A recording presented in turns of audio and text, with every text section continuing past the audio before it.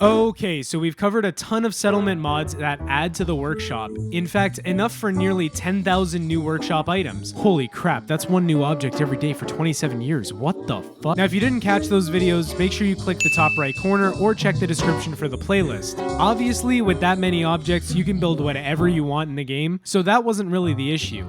The problem became that I was bored with all the vanilla settlement locations. So what I did was I asked you guys in a post where you'd like to see a new settlement location set up, and you were all very eager to add your suggestions. Thanks to you, I ended up finding 5 new location mods based on your feedback. Today we're gonna look at those new location mods so you have somewhere to build with all 10,000 of your new objects. Like and subscribe if you want more Fallout 4 mods, not just settlement mods either, sometimes challenges. Are you fucking kidding me? And weapon mods as well. 1,000. And pretty soon we're gonna do other games too. But that's aside from the point. Without further ado, let's dive right into these brand new settlement locations.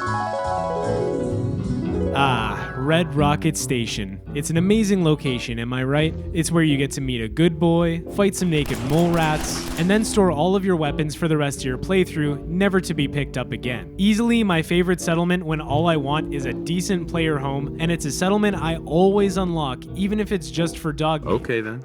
Let's stick together. It's just such a shame that it's so far from literally every other interesting POI on the map. I mean, it's a great player home, don't get me wrong, but it feels very removed from the action. And for this reason, I often find myself just fast traveling to and from the Red Rocket. Well, Cambridge Red Rocket will fix all of that by making the Red Rocket Station in Cambridge a buildable settlement. In terms of land space, it's on the smaller side, but it still manages to feel very large for what it is. The area is effectively walled off by several large buildings, meaning that it's going to be easy to defend, and while those aiming to invite settlers to the location may find difficulty building across, there's definitely no shortage of vertical space with which to build in. Wasteland condos aside, the settlement also has scrappable junk, and the whole area can be cleaned up to something approaching its pre-war glory. This includes the Red Rocket Station itself, which can be repaired with scrapping materials, giving the station fresh windows, operating slider doors. As if that wasn't enough, the location is central to most of the action in the game. This makes it an excellent alternative player home for any survival mode player, or hell, just about anybody, that wants to keep from using fast travel mods to cheat the intended difficulty.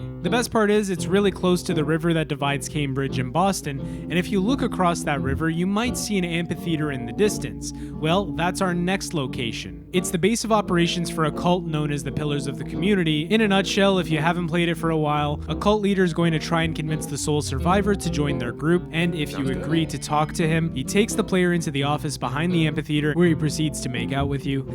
Just kidding. And ask them to give up all their worldly possessions. Kinda sounds like Kenneth Copeland a little bit. What do I get in return for giving you everything I own? The wind of God! From there, several possibilities emerge, including a fight or a charisma check to avoid the fight entirely. Well, 10 Hats, the same guy who made Boone Island, decided this would be a great place for a settlement, and he made it so. Now the Charlesview Amphitheater is a fully fledged settlement and the next location of your newest wasteland waterfront community. The build area is functionally only 60% dry land, stretching from just past the shoreline on the north side to the closest part of the nearby sidewalk on the south side. Its size and buildable area probably means it's best suited to a small trading post community, which is what I've kind of emulated here in the footage. Now, I did play this recently, and as of February 27th of 2025, the quest in this location appears to be broken, so initiating the quest might be more of a pain than it's worth, but honestly, if you've played it before, there's no need to play it again, and it wasn't really worth much to begin with, so you're not losing anything.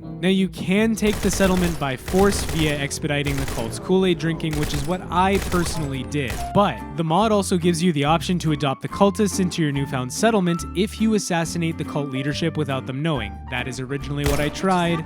It didn't work.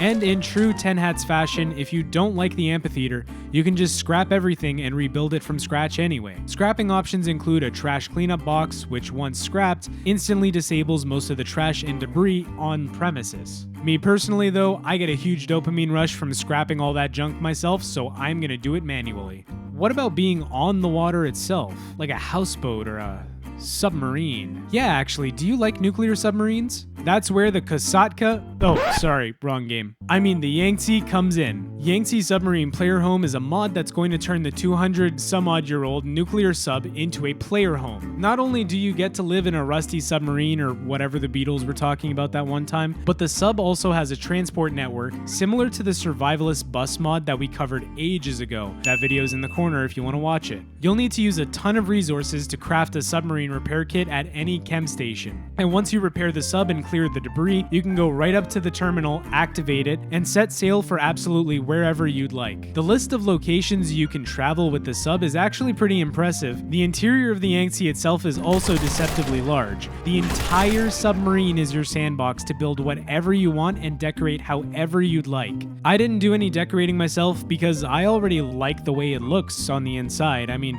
pretty much all it needs is a PC somewhere, right? I'd go with an Apex gaming PC for sure. There's the bronze and streamer models, but I'll get the Streamer Plus model in this case, which by the way comes standard with a Ryzen 5 7600X, 32 gigabytes of DDR5 RAM, holy shit that's fast as fuck, and an RX 7700 XT to create the perfect mid-level PC for me to play a 10-year-old game on. I'm bad though, broke as dirt by the way, so I'm just gonna use their financing option to pay as low as $60 a month to get the party started sooner. Plus if I use code SNAIL at checkout, I can get 5% off my purchase price. Click the link in the description or the pinned comment now. Thanks Apex. Anyways, with my tech situation sorted out, there's not much more I really want to do down here, so I'll leave the location as it is for now.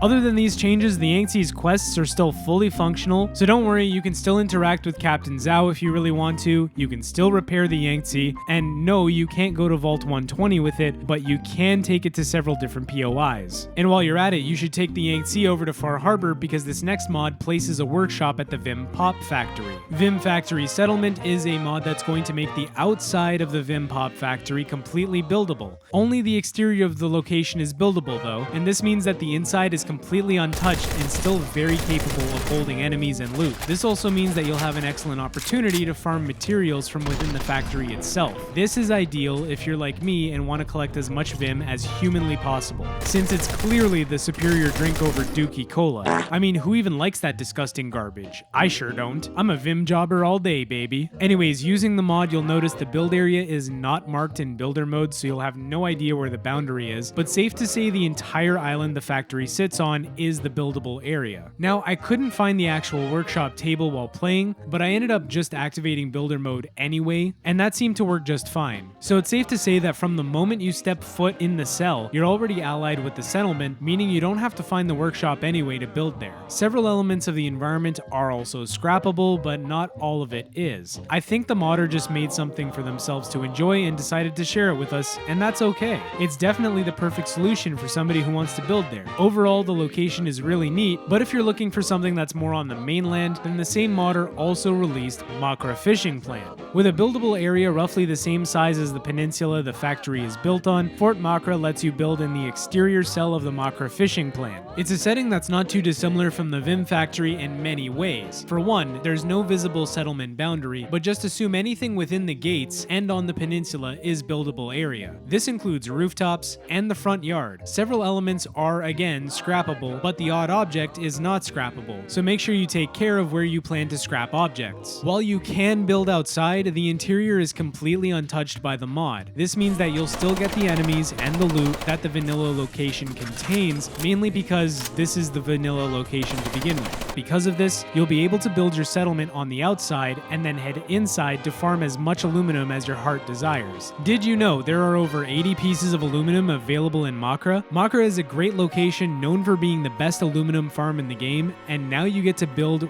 right outside of it. And with that being covered, there's one last location to show you, and it's one of my favorite locations in the game. But first, I have to ask, ever wanted to dunk on the gunners at Quincy? Well, sure, you can wipe them off the map, but then what happens to the town? Normally, it just becomes a barren POI with nothing in it, and no reason to go back until your insatiable lust for blood inevitably returns. That is not the case when you install the Quincy Settlement by Mutri. This mod will make the entire urban area of Quincy one big buildable area, so once you take out the trash, you can truly salt the earth of their existence as well. Speaking of garbage, there are also 2 mod options for this settlement. One is a cleaned up Quincy with most of the scrap already removed and some of the buildings repaired. The other is the vanilla dirty aesthetic, but with the ability to scrap the junk lying around the town. I picked the vanilla dirty aesthetic because I wanted to run around scrapping all the garbage manually. See, there's something deeply satisfying in cleaning up the environment in Fallout 4. Like seriously, this was supposed to be building footage, but I just chased the dopamine high of scrapping junk for like 40 minutes straight. But when you do finally build, you'll find Quincy's many interiors are well suited to crafting a thriving wasteland settlement aesthetic that's missing from most of the vanilla settlement locations. It's almost like this was the original intent for Quincy, but it was cut during development. Of course, I have no proof of this, but that's just how I feel, especially knowing how much was actually cut from Fallout 4 to begin with. You may be eager to jump right in and take Quincy back for the Minutemen, but before you do, please be warned. There are some slight issues reported with the clean version of the mod, such as broken precombines and nav mesh issues. Make sure to kill the gunners before you install this mod, as this apparently causes problems within the settlement otherwise. I, however, didn't need to worry about this because I roleplay a murder hobo anyway. And when you give a murder hobo the ability to call in airstrikes, this is what happens. So anyways, yeah, there's our 6 brand new settlements for you to build on with your 10,000 new workshop objects. Let me know what you guys thought down in the comments. Which one was your favorite? Where are you going to start building first? What do you want to see in the future? I don't know. I'm not a mind reader and I'm not your dad either. So tell me what you want already. Until next time, guys, I'm Snail. Take care, brush your hair. Thank you so much for watching and I'll catch you on the next one. Peace, dudes. I'm out of here.